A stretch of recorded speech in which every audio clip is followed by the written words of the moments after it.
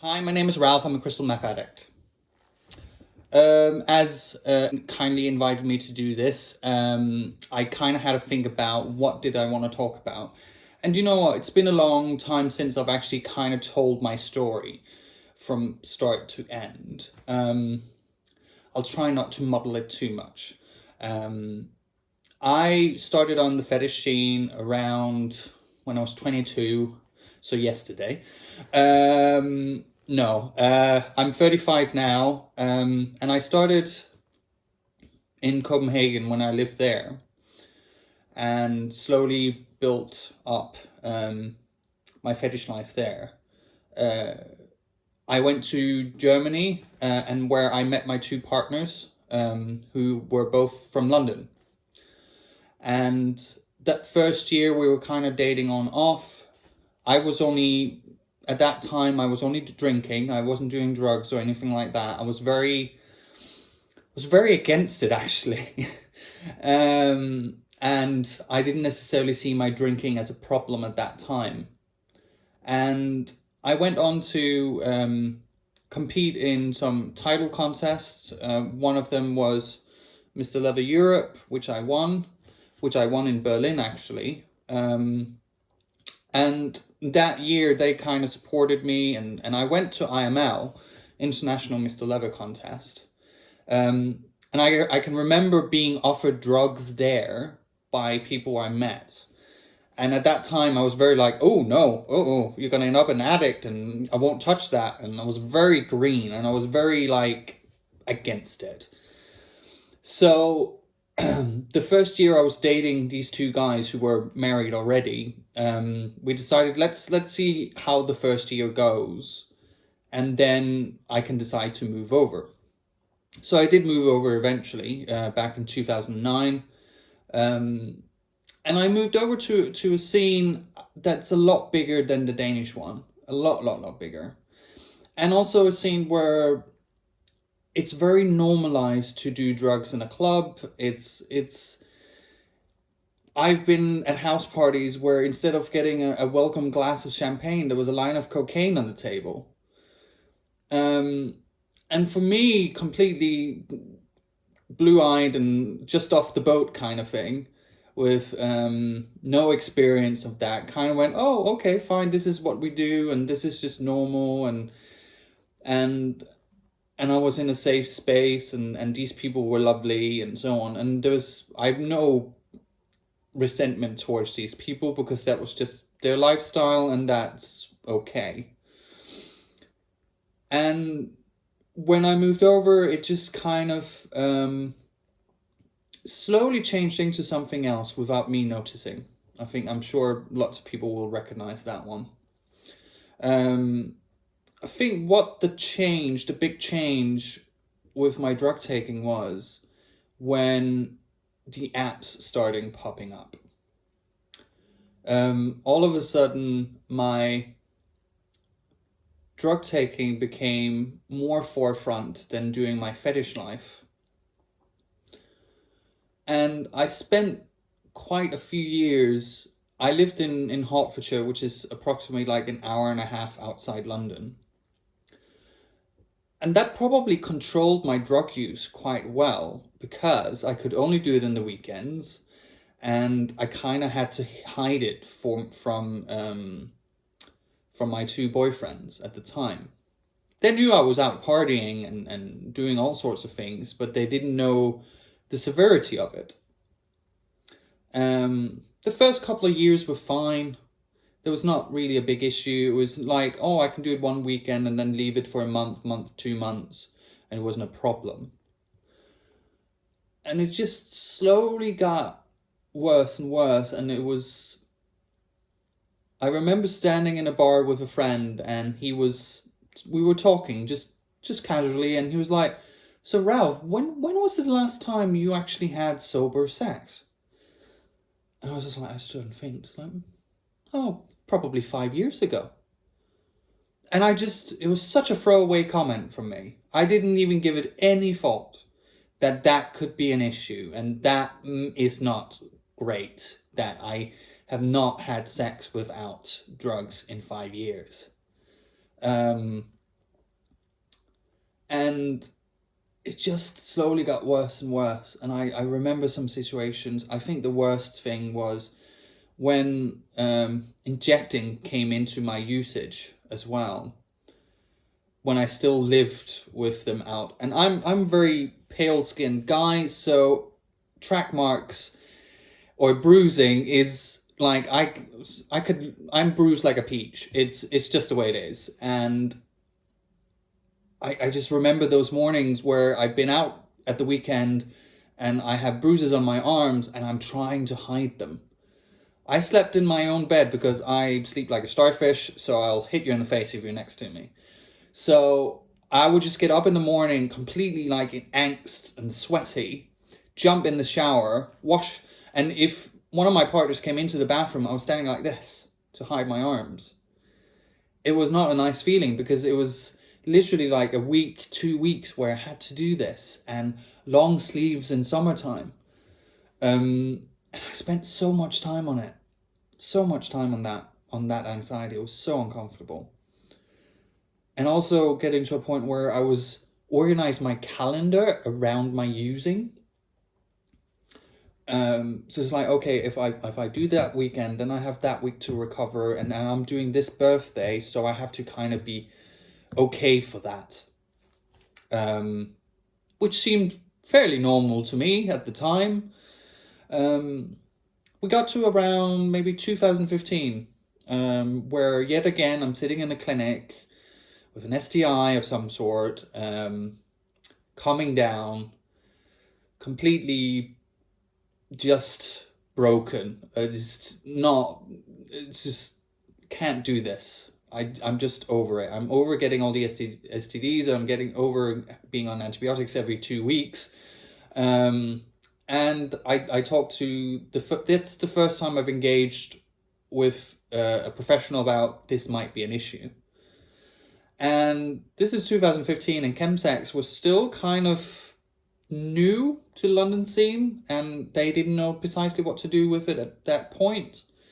So the counselor I got, he was a little bit like, so how often do you use? Oh, I primarily use in the weekends. Okay, fine. And that's the only time, so you're not daily using. It's like, no. Okay, well, that's not so bad. So can you come again in 2 months and see how you feel? Well, that sent me out for a year more, because then I was like, oh, he said it wasn't bad, so it mustn't be bad. I don't hold a grudge against this counselor. It's just a matter of lack of training or lack of knowledge at that point. Then it kind of started falling apart at home, and one of my boyfriends had enough. He was like, you're moody all the time, you're depressed, you don't socialize with us, you keep saying you don't want to use, you don't want to drink, but you still end up doing it. It's a little bit like the boy who cried wolf. So I was supposed to move into a flat with a friend of mine.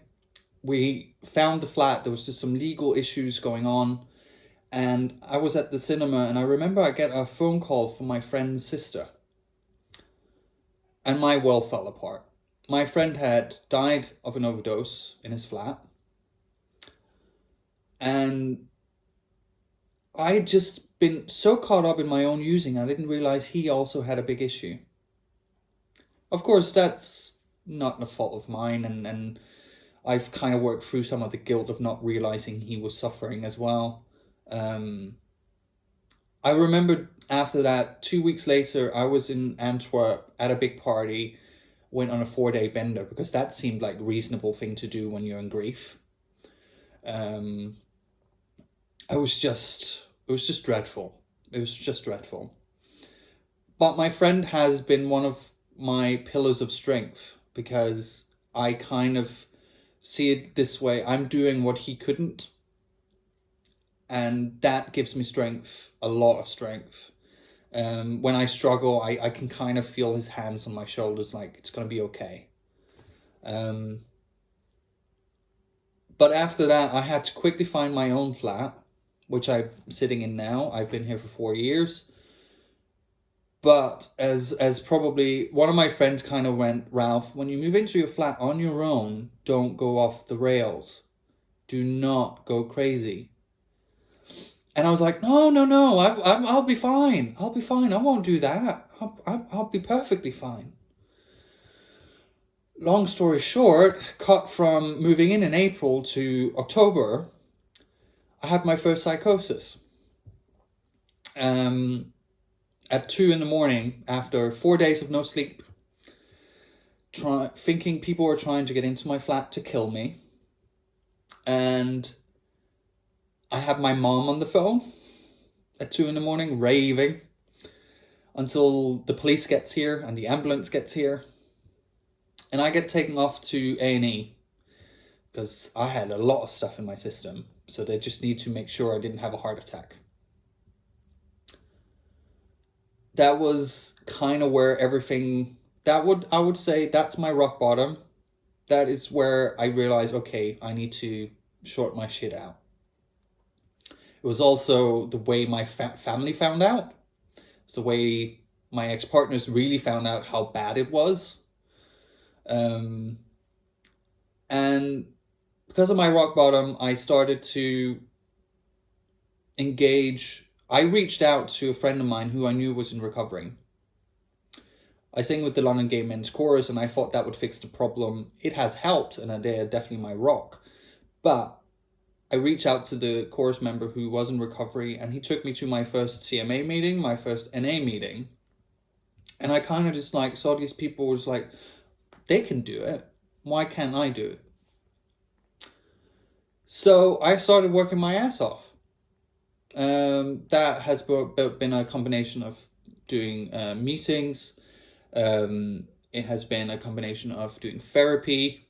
And the first year was bumpy. I had a couple of trips and falls and relapses and so on. So my clean time date is the 19th of September 2017. So I'm coming up to 3 years soon. Thank you. I also, I think 2 weeks ago, I hit 3 years with no alcohol because I stopped drinking alcohol before I stopped doing drugs. So that's also a big thing, especially for a Danish person. And now I'm just, especially with the fetish thing, because it just becomes so intertwined with my sex life. So I literally had to step away from doing fetish for maybe like 2 years. And because it was such a trigger point, I could smell like rubber or leather and I would be triggered. And I remember clearly when I re-engaged with my fetish in a healthy way, I was sitting on the underground on my way to Backstreet, which is a leather bar. And I was sitting with my hands on my thighs, kind of groping my leg and enjoying the feeling of that. Not for what I would normally do in it. And that was the first time I engaged with, like, actually I'm enjoying wearing this now instead of all the anxiety that's around it. And now I volunteer with London Friend as a support group leader. I've engaged, I've written articles about fetish and sober sex and so on to kind of re-engage. I've realized that needs to be someone actually talking about this because the fetish scene does suffer with its drug issues and normalization of it. I'm not out to tell that they should stop. I'm out to say, well, there is an alternative to what you can do. And you can have a healthy sex life and healthy fetish life without alcohol and drugs. So I just ended up like organizing sober fetish meets instead, which I'm very proud of. And I've had such great interaction with that. I'm at the moment doing an Instagram live series where I invite people who either choose not to drink or in recovery and just sit and have a healthy discussion about what sober life means to them and how fetish comes into that. So I feel like I've gotten to this point where I'm taking something that was so negative in my life and almost killed me. I'm not even, it's like if I went back, it would kill me. And I've taken and turned it around and made it something so positive and such a gift I can give back. And the interactions I have from other sober fetish men is just, that is so much worth it. So yeah, I'll leave it there. Thank you very much.